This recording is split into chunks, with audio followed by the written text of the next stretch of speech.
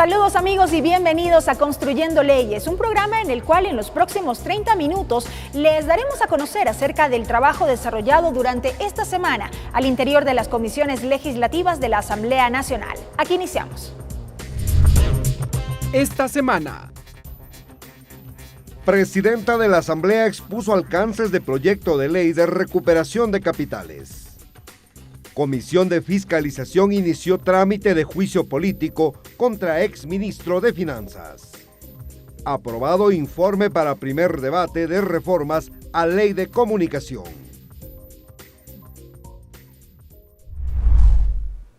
La presidenta de la Asamblea Nacional, economista Elizabeth Cabezas, expuso los alcances de su proyecto de ley de recuperación de capitales al interior de la Comisión de Participación Ciudadana del Legislativo. Entre otros aspectos, esta propuesta contempla que un equipo técnico especializado se encargue de la investigación de las denuncias, bajo el acompañamiento del Consejo de Participación Ciudadana. Bajo la consigna de que hoy más que nunca hay que dar muestras claras del combate a la corrupción, inició la exposición de la presidenta de la Asamblea Nacional, Elizabeth Cabezas, de su propuesta de ley de recuperación de capitales ante la Comisión de Participación Ciudadana. Los montos por hechos de corrupción, yo lo he tomado del primer informe que dio la Comisión Anticorrupción y lo dije el 24 de mayo, dicen, de acuerdo a ellos, que asciende a 24.000 millones y cifras posteriores hablan de 35.000 millones. Acciones de ineficiencia en el combate a este fenómeno dentro de la administración pública, así como una desconfianza generalizada de la ciudadanía y un sistema democrático en duda, fueron entre otros los antecedentes que expuso la titular de la legislatura para promover esta iniciativa legal. De ahí que enfatizó en los objetivos de la misma. Seguir la ruta de los recursos perdidos por la corrupción para recuperarlos y ponerlos al servicio de la ciudadanía. Identificar a todos los involucrados en los casos de delitos contra la administración pública y empoderar a la ciudadanía y sector privado en defensa de la transparencia y lucha contra la corrupción. Ya en cuanto al procedimiento para la recuperación de dineros y bienes mal habidos, la presidenta Cabezas explicó que en un primer momento será necesario establecer el caso a investigar, para luego registrarlo ante el Consejo de Participación, que lo calificará y lo remitirá a un equipo técnico especializado. Que es el equipo que profundizará sobre ese caso en particular y ya todas las acciones de investigación administrativa. Aquí es importante dejar claro que son todas las investigaciones referentes a información que den cuenta, ¿no es cierto?, de las ilegalidades que en ese caso se han venido desarrollando.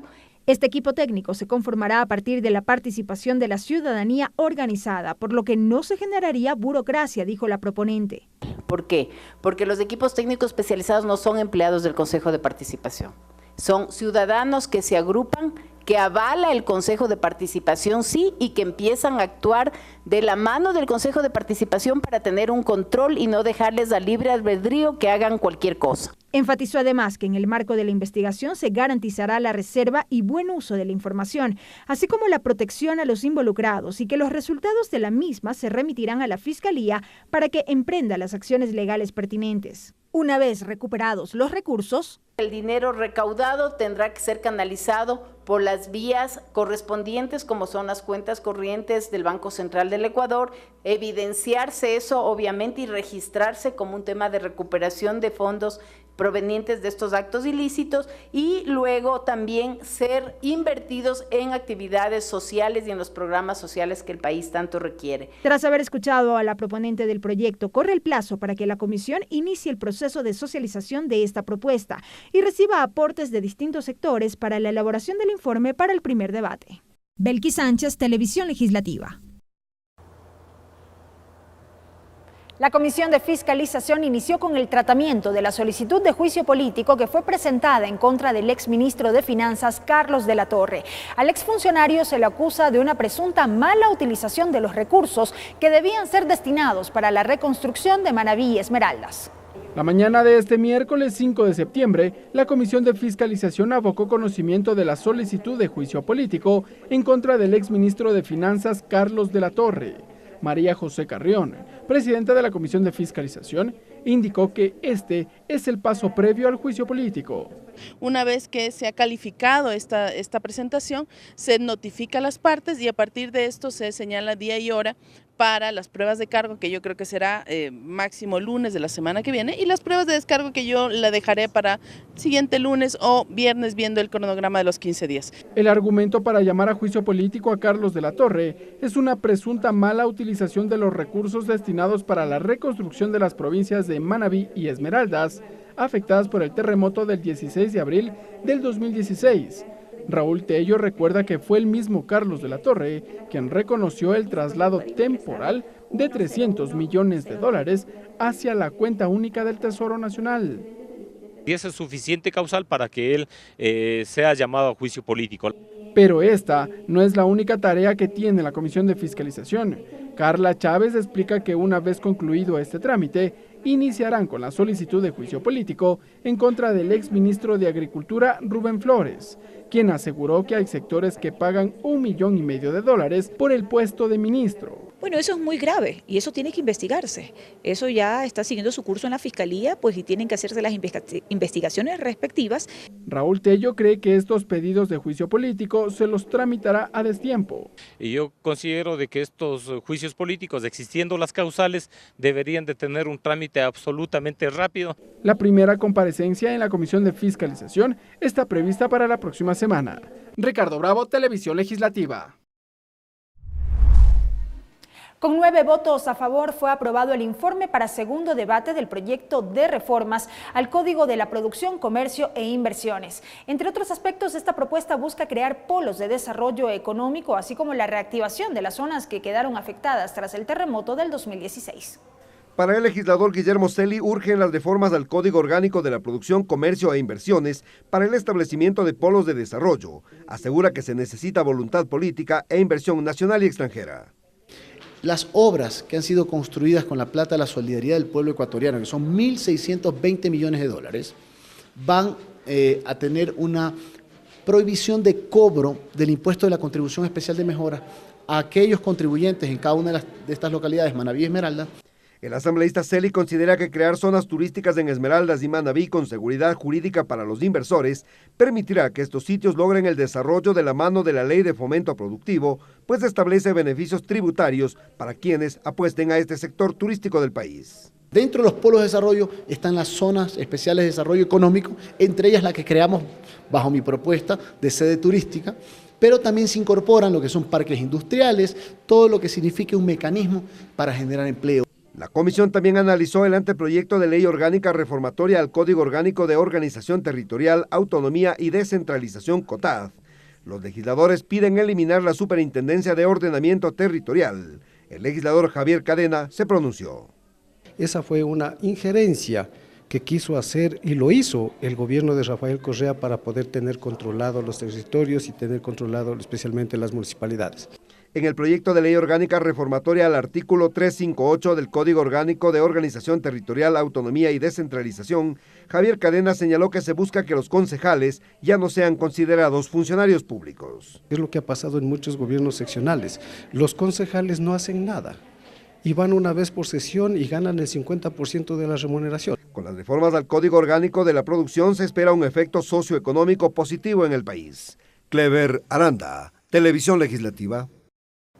La Comisión de los Derechos Colectivos resolvió enviar a la presidenta de la Asamblea Nacional la objeción parcial del Ejecutivo al proyecto de ley de las personas adultas mayores. Será este el organismo encargado de resolver la objeción que hiciera el presidente de la República al artículo 14 de este proyecto de ley. El Ejecutivo determinó como inconstitucional el artículo 14 que establece exoneraciones tributarias para los adultos mayores. El presidente de la Comisión de Derechos Colectivos, Jorge Corozo, señala que existe una instancia que podrá determinar si es constitucional o inconstitucional. Una consulta que se le tiene que hacer a la Corte Constitucional y que la Asamblea Nacional tendrá que enviarla a través de su presidenta para saber si es constitucional o inconstitucional el veto parcial que envió el presidente de la República acerca del proyecto de ley que fue aprobado en el Pleno de la Asamblea relacionado al artículo 14, que tiene que ver efectivamente con los beneficios de las personas adultas mayores en relación a sus tributos. En la mesa de trabajo la discusión se centró en el texto alternativo enviado por el presidente de la República que fija que la exoneración de impuestos fiscales y municipales sea del 50%, mientras que la Asamblea no fijó porcentaje. Jaime Olivo se pronunció al respecto. el único quien va a declarar la constitucionalidad o la inconstitucionalidad, si es que hay regresión de derechos o no se le ha tocado en cuanto a la progresividad de los derechos, es la Corte Constitucional. El legislador César Carrión señala que solo el presidente de la República puede establecer, modificar o extinguir impuestos y que el camino es la Corte Constitucional, pero lamentó que esta instancia se encuentre en acefalía. Se suspende hasta cuando se conforme definitivamente esa Corte. Entiendo que empezaron pues otorgándoles 60 días de vacancia. Después de esa vacancia, pues ya yo entiendo que ya estarán conformados los que corresponden conocer el caso. El Ejecutivo vetó 26 artículos y 2 transitorias, pero en estos casos los legisladores sostienen que son únicamente de forma. Clever Aranda, Televisión Legislativa. Y ahora les contamos que la Comisión de Soberanía Alimentaria inició con la revisión del articulado del proyecto de ley de acuicultura y pesca. Esta mesa legislativa no descarta que luego que se cumpla el primer debate, se mocione la realización de una consulta prelegislativa. Actualizar la normativa vigente desde hace más de 40 años y adaptarla a la realidad actual es lo que se busca con el trámite del proyecto de ley de acuicultura y pesca. La revisión del articulado para la aprobación del informe para el primer debate arrancó este miércoles al interior de la Comisión de Soberanía Alimentaria.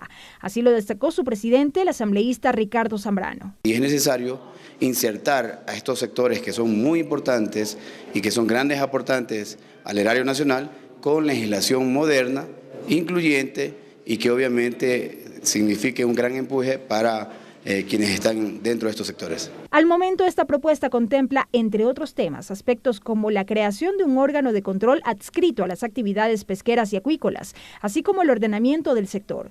Y así, en el tema de pesca, hemos clasificado las embarcaciones y su tipo de pesca en embarcaciones de microescala, pequeña escala, mediana escala y gran escala.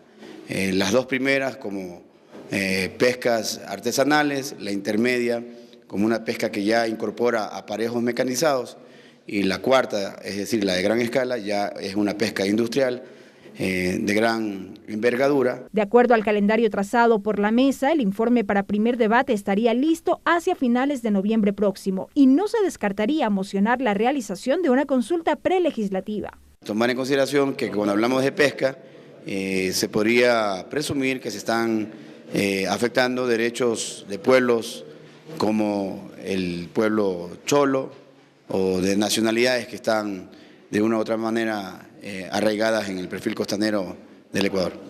Aspecto en el que coincidió la también integrante de la comisión, la social cristiana Roberta Zambrano. Es que es importante definitivamente porque no podemos nosotros ya llevar a debate o a elevar en algún momento ya público, hacer público una ley que haya inconformidades. La ley de acuicultura y pesca es uno de los tantos proyectos que forman parte de la agenda legislativa consensuada priorizada. Belkis Sánchez, Televisión Legislativa.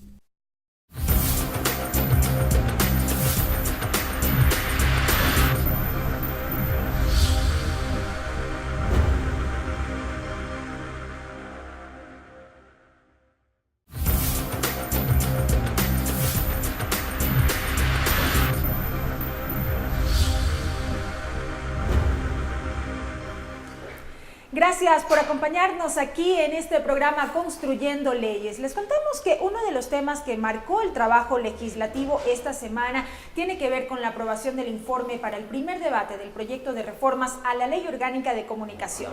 Esto derivó de la unificación de varios proyectos de ley que fueron presentados, incluida la iniciativa del Ejecutivo que fue remitida a la Asamblea Nacional. Esta propuesta de reformas a la Ley de Comunicación fue tramitada al interior de la Comisión de los Derechos Colectivos y para conocer detalles respecto de lo que contempla este informe, saludamos ya la presencia del asambleísta Carlos Cambala, quien integra esa mesa parlamentaria. Asambleísta, bienvenido. Gracias. Definitivamente un gran trabajo que hemos desarrollado demandando de que el país requiere una mejor ley de comunicación. Hemos escuchado a todos los sectores, a todos los actores, quienes han hecho propuestas muy valederas que han sido tomados en cuenta. Yo quiero resaltar que esta reforma conlleva 119 artículos, 11 nuevos, pero hay uno fundamental que quiero resaltar, el que protege el que garantiza el accionar, el trabajo profesional de los periodistas, sobre todo el tema que nos preocupa todavía, el asesinato de los 3 hermanos periodistas. Hoy en esta ley hemos dado énfasis a aquello, garantizar el trabajo y la vida de los periodistas. Justamente este fue uno de los pedidos recurrentes durante las sesiones que mantuvo la comisión en las que se analizó estas reformas a la ley de comunicación. Asambleísta Cambala, ¿cómo se garantiza justamente el trabajo periodístico? Habrá parámetros que se están incluyendo donde los actores, los medios de comunicación tendrán que también poner de su parte, porque ellos son parte vital de este engranaje, los periodistas. La ley lo dice muy claramente. Yo también quiero destacar en este momento de que lo esencial de esta ley es que tiene referentes y parámetros internacionales sobre derechos humanos. Se garantiza una ley que va para los seres humanos, una ley que va para la mayoría de la sociedad ecuatoriana, una ley que respeta lo más excelso que tiene un ser humano, su libertad de expresión. ¿Por qué es trascendente ahora mismo toda esta discusión sobre las reformas a la ley de comunicación asambleísta y desde su experiencia también en esta materia?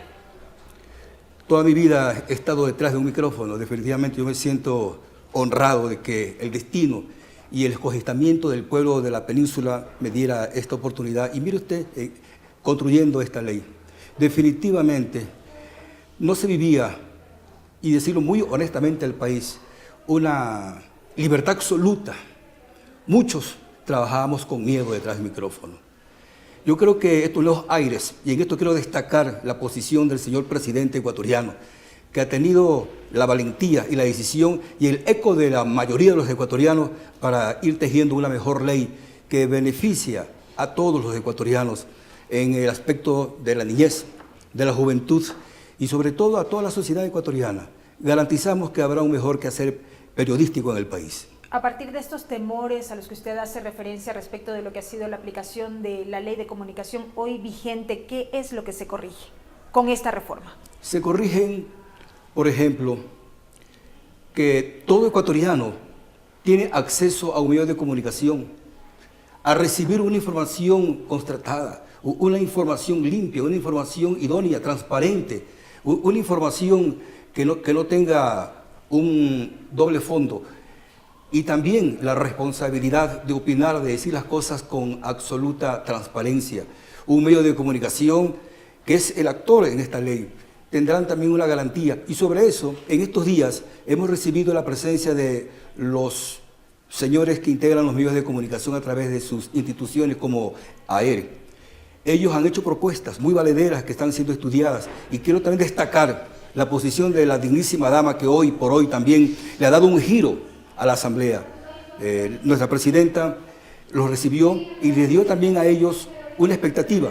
Ellos están promocionando una transitoria en esta ley, la cual es de que en el concurso de las frecuencias, que también fue un tema de gran debate, y que intervinieron todas las autoridades y los sectores que tienen que ver en esto, hay una preocupación sobre el tema de la entrega de las frecuencias a través de los concursos.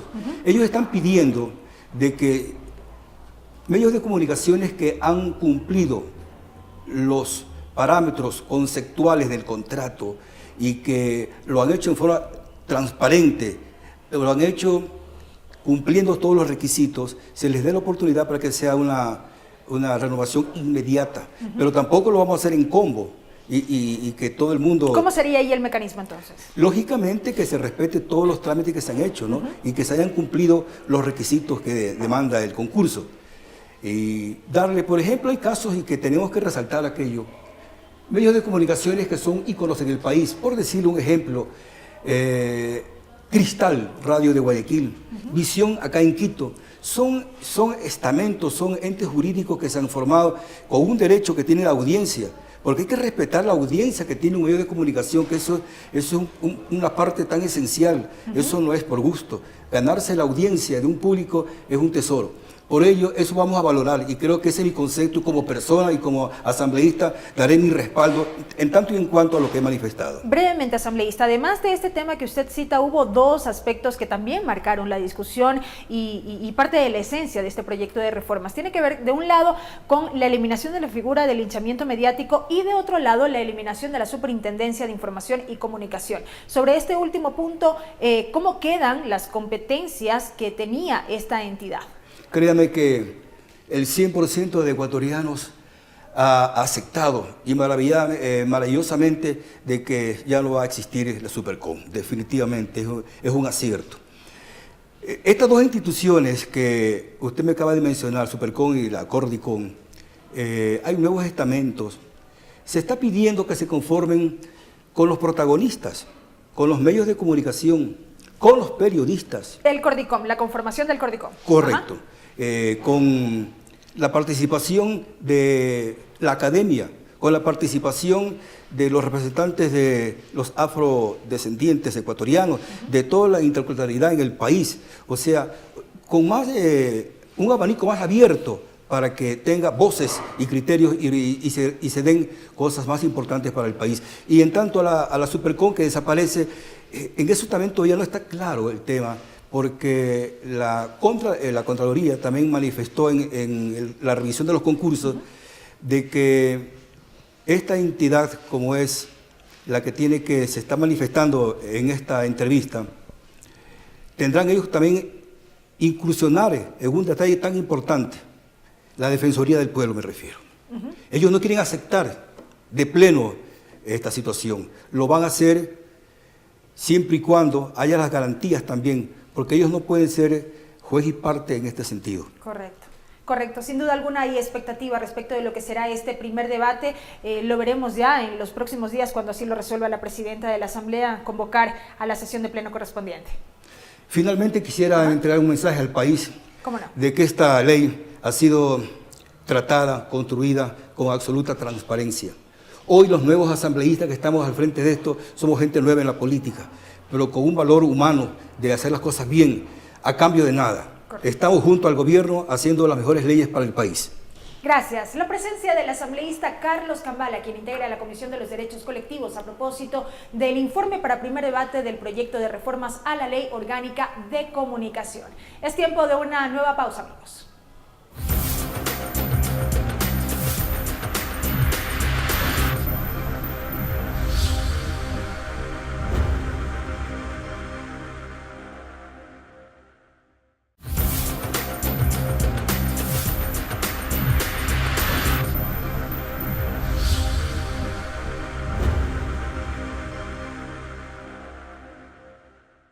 Gracias amigos por continuar con nosotros aquí en Construyendo Leyes. Ahora les contamos que la Comisión Ocasional Gabela de la Asamblea Nacional inició esta semana con la lectura del informe preliminar respecto de las investigaciones que se siguen tras la muerte del excomandante de la FAE. Los comisionados sostienen que el Comité Interinstitucional creado en su momento para investigar este caso ocultó información al expresidente de la República.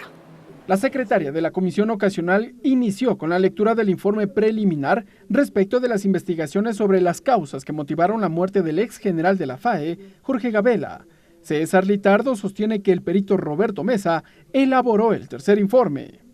Y que este informe en el Ministerio de Justicia ha sido extraviado y por tanto la Comisión va a solicitar a la justicia que se responsabilice a quienes tuvieron la responsabilidad en este caso.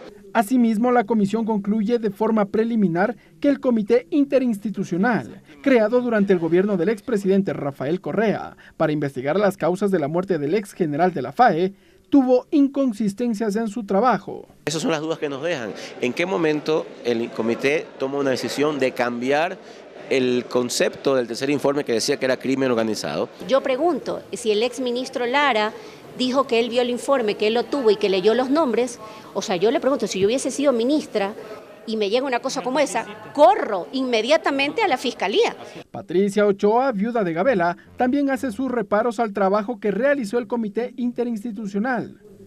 Estoy convencida que el decreto ejecutivo que se creó para investigar el asesinato del general Gabela fue tan solo para borrar las huellas que había dejado el asesinato.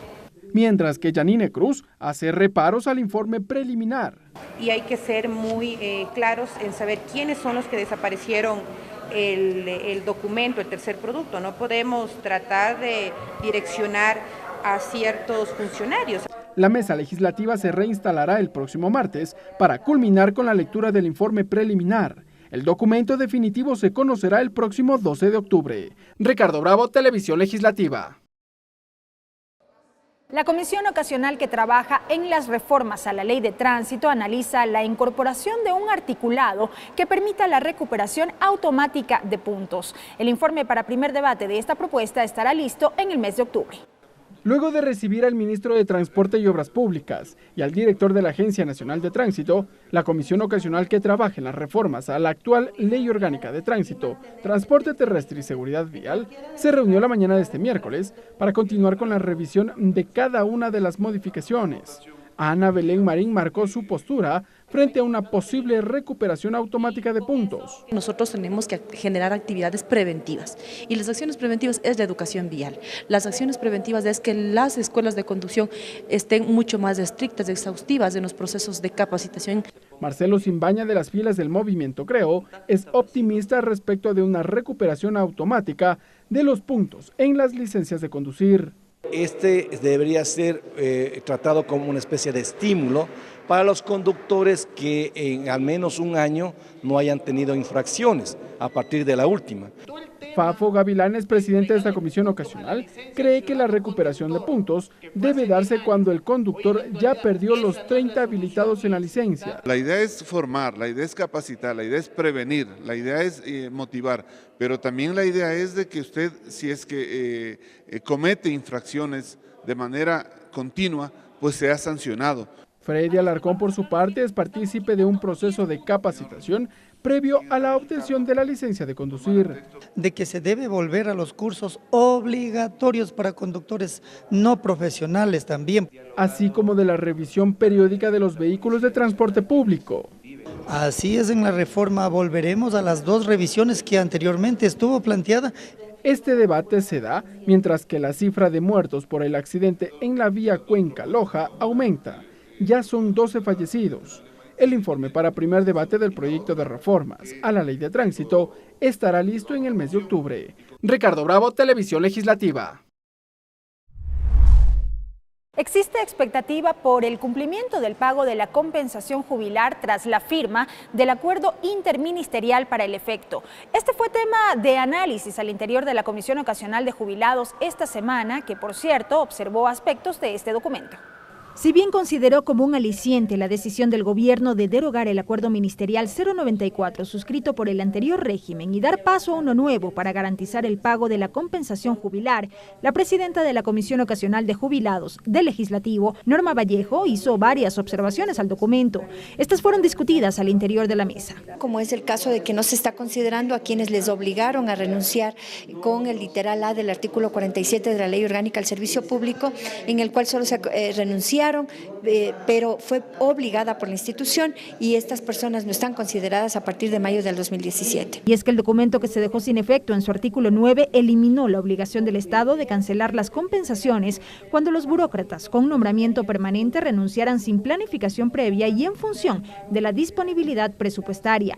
En estos casos, los funcionarios únicamente recibían la pensión correspondiente del Instituto Ecuatoriano de Seguridad Social IES, pero no la compensación por jubilación establecida en la Ley Orgánica de Servicio Público.